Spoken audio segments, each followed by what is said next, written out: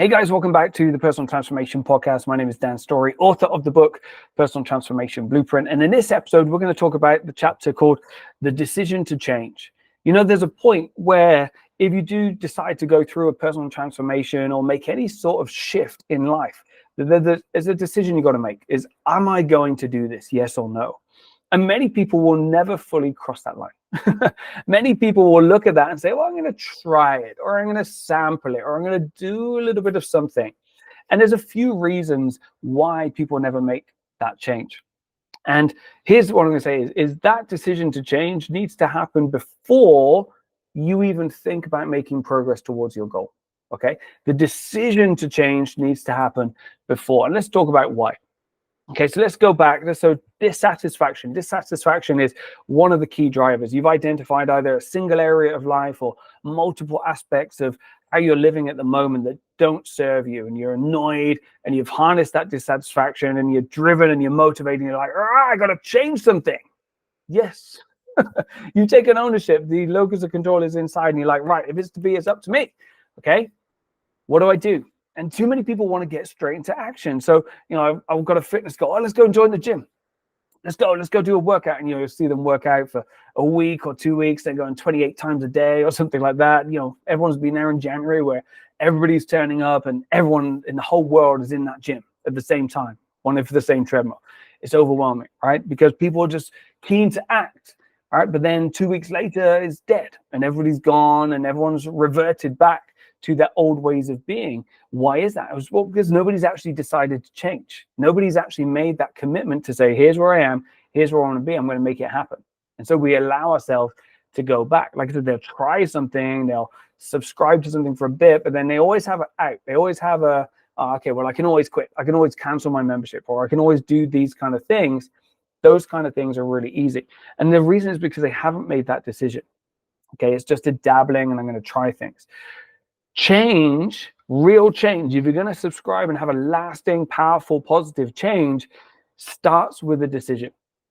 Okay, and in the book I talk about the countdown for a space shuttle, and you know that goes on for days, T minus 19 hours and counting, that kind of thing. It goes through the various different stages of getting mentally prepared, physically prepared, the launch pad, the fueling, the rocket, all these kind of things, the rocket getting in place, the astronauts going on board, and all these kind of things, closing the hatch, getting people out of the way, and it comes down to 10, 9, all that kind of stuff. You've seen the movie Apollo 13, just imagine Ed Harris in the white jacket. That's exactly what I'm picturing at the time. And one of the things that happens before it launches, okay, 6.6 seconds before the shuttle launches, is the engines ignite. 6.6 seconds before anything happens is the engines ignite. And up until that point, 6.6 seconds before, anything could stop it. Anything, there's a point where it says, okay, well, you know, this isn't right. Let's cancel it. Let's do it another day. Or I don't feel good about this. Let's postpone the decision. Let's postpone the launch. At 6.6 seconds before, when the engines ignite, that's it. Like nothing is going back from that. And then externally, you see the engines. Right, you see it launch and it goes up in space.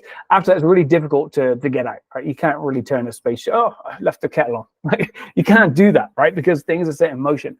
But it's this point, 6.6 seconds before, that starts everything off.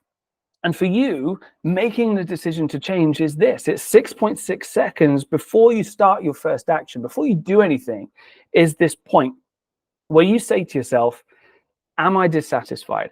Do I dislike this situation enough to make a change? Okay. And do I mean it? Like, do I really mean it? Am I committed to making that big change? Now, here's what typically comes in is fear, uncertainty, insecurities, all of these kind of things typically come in at this point. And, you know, you're like, oh, well, what about this? Or what about that? Or I don't know how, or I've tried things in the past. Yep. And so all of these negative voices come in and they say, well, what about this? Like, have you thought about this? And all of the excuses, every single excuse you have will come up at this point. So let's take, you know, fitness. Let's take fitness as a goal. And when I talk from personal experience, right? Okay, let's say your goal is, you know, you want to get the healthiest body that you've had, or you got a really fitness goal, you got a marathon or something crazy that you've dreamed of doing. And you're there and you're sitting about it and you're thinking, you know what, I'd love to do this. I'd love to try this. I really want to find out if I've got what it takes. If I've got what it takes to make this happen. I've never done it before. I tried a couple of times, never really worked. But I really, really, really want to experience this thing. What happens? You get excited. But then that little voice inside of you says, oh, do you know how much time it takes to run a marathon? Not just the running, but all the training. Are you sure? Like, are you sure you've got that amount of time? You probably haven't got that much time, right? And you're like, oh, yeah, no, I probably haven't. Yeah. Or it says, hey, have you seen how much trainers cost? Like, just the trainers alone, all the kit, you're not going to do that. And, you got to go and do these, it's cold outside. You want to go out and run in the cold, it's wet. You remember that one time that you went out and it was wet and you slipped a little bit? That's going to be every day. And all of these fears and questions start to bubble up. And, there's going to be so many things that you have to cross over later on. And yes, if you've run a marathon, you do have to go out and train in the cold, and you have to buy trainers that are maybe a little bit more expensive and more supportive and more technically advanced than you have had in the past. There's probably a little bit of money you need to spend and invest on your journey. Yeah, maybe you do want to buy some, better meals and food and stuff like that to fuel your journey. There's going to be all these things, and there's going to be other things you have to come. Oh, you got that work trip coming up. So many things. Yeah, and that's just a fitness goal. What about a business goal? Oh, nobody's going to buy from it. You don't have enough time in the day to start a side hustle. Oh, you're tired in the evening. You've got family. You've got all of these things. All of these reasons come in. So many reasons. I've just listed a few. You're probably finding some of them either hilarious because that's ridiculous. Nobody could ever say that, but I promise you they could, or hilarious because you've said them yourself, and it rings very close to home.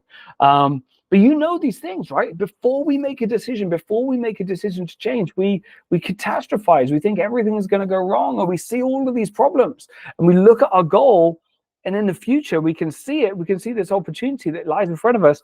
But immediately our brain starts to put obstacles and hurdles and barriers and excuses in front of us.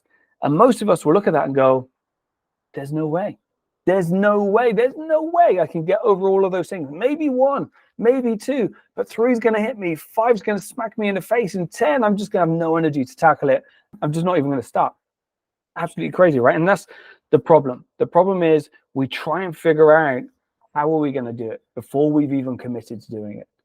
And that's the wrong order, because we don't know. If we knew how to do it, we would have done it already, right? Some of the goals are simple, but some of them are not. And so if we'd figured out how to do it already, we'd know the path and we know the obstacles there, but we have never got over them. And maybe some of you have tried it before. You're trying to make a change that you've wanted to do in the past, and it hasn't worked, and now you can try it again. Well, it hasn't worked in the past. So guess what? You have to do something different. And that's scary, right? We look at all these obstacles and we think that's scary. I'm not going to do it. We talk ourselves out of it. We talk ourselves out of pursuing this goal because we don't know how we're going to get to it. And that's the wrong order. The question has to be, is that something that means enough to me that I want to go through whatever it takes to get to that point? So let's go back to the marathon running example. What could we be motivated by to run a marathon? Well, if you've ever run a marathon and challenge you to do it, I did a couple. It was painful, but it was worthwhile, right? I felt good as a result of doing it. But I knew what I did. Actually, the first one, I didn't know how much it was going to take. I learned a very hard way that it takes a lot more than that. But there's a couple of reasons why you might run a marathon. And number one is the fitness challenge. Like, it's a great fitness challenge, a really good reason to go to the gym and train yourself. And it gives you something to focus on for your training. So if that's a reason you want to challenge yourself, great, that's one. But then there's also the person that running a marathon turns you into. There's the exploration of discipline, of becoming a marathon runner. It's the person. If the person can get up and 5 o'clock in the morning and go for a run, or wakes up early on the weekend to put in a long run, if they can go out there and it's raining and it's dark and it's cold, and they can put themselves into positions of discomfort in order to achieve their goal, this is not about running a marathon. You understand that? Listen to the words. If somebody can put themselves into positions of discomfort to achieve their goal, that's discipline. Yeah. If you can build discipline, you can do anything, right? You can apply that level of discipline, that strength of mind to any pursuit, any goal. Now, there's a couple of options, right? You can challenge yourself to become a marathon runner because it's a fitness goal, or you can channel yourself to become a person who can complete marathons because they're disciplined enough to follow that path. There's a couple of different ways you can think about it. And this is any goal, right? It's business goal, relationship goal, financial goal. It could be anything, but marathon running is just a really nice and easy one to think about multiple perspectives of motivation. So think about that goal that you've set for yourself. What is it? What is it that goal pulls you? Like, what is it that it challenges you to discover that you've never been able to accomplish? And yeah, there may be some superficial things, but deep down inside, what does that goal challenge yourself? You know, you see something, you put it on a pedestal. What does that do for you? Now connect with that. Connect with that really strongly right now. Think about that goal. What is it going to make happen? Now, let me ask you a question. Is it worth overcoming the obstacles to get to that point?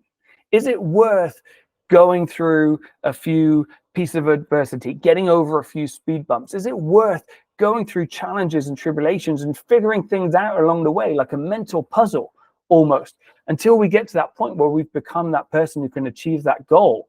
Is it worth it? Is it worth it? Now, here's the question. Come back. If it's worth it, then the answer is yes. And that's the decision to change. Are you willing to change? Yes is the answer, because that person is worth becoming. Now, do you know how you're going to get there? Not necessarily. Do you know all of the challenges that are going to come your way? Probably not. Yeah, there's going to be things that surprise you and not always in a good way. All right, there's going to be some speed bumps, like I said, along the way. There's going to be things that test you and test your commitment and test your discipline to showing up each and every day. Those things are going to come, and some of them you don't even know about. You can't even possibly imagine.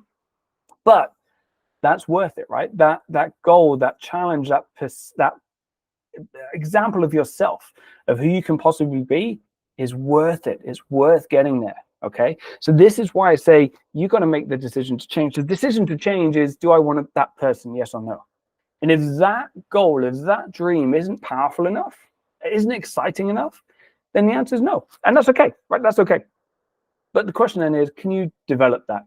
And so coming back to the marathon example, is if a marathon is just the next notch on a series of like running things, then maybe that's not so exciting. So how can you add layers to it? How can you add the experience? How could you make it, say, an overseas marathon? What can you add to that to make that more attractive, so that the commitment becomes a yes, a hell yes, like absolutely, I'm going to do this no matter what it takes? That's the challenge. And so reinventing your goals, reinventing the things that you want to become until it becomes a yes, I'm going to change. It doesn't matter what. And so the decision to change, coming back to this analogy, is at 6.6 seconds before you even do anything. Okay, so rather than rushing in and, you know, we hear about, you know, on the moment of setting a goal, go and do something. I think that's super powerful. Action, you'll never beat anything in terms of action, but actually you've got to commit. You've got to make this decision to cross that bridge. Yeah, and burn it behind you. There's no going back. Speak about this goal. Talk about it to the people who know you the best. So you create that external commitment as well as the internal commitment. So there's no turning around, and understand that there are going to be things that come up in front of you, but the goal is worth it. And the only thing that's going to change is timeline. Okay, that's the only thing. It may take you 3 months, it may take 6 months, it may take 6 years. You have absolutely no idea, but you're committed to becoming the person who can achieve that goal. So the decision to change is independent of the journey to change. Separate the why from the how. Those are two separate elements, and they shouldn't overlap. Are you committed to making a change? Are you committed to improving the sucky situation, the dissatisfying situation that you're in right now, however bad that is or however good it is? Are you committed to improving it and going the journey, going the distance, the full distance, to make sure you get to that point? If the answer is yes, then it doesn't matter what comes up next. And if the answer is no, then find a way to dangle some carrot that's bigger in front of you until you get that motivation to say yes. Separate the decision to change from the process of changing. Make the decision to change. Good luck on your transformation.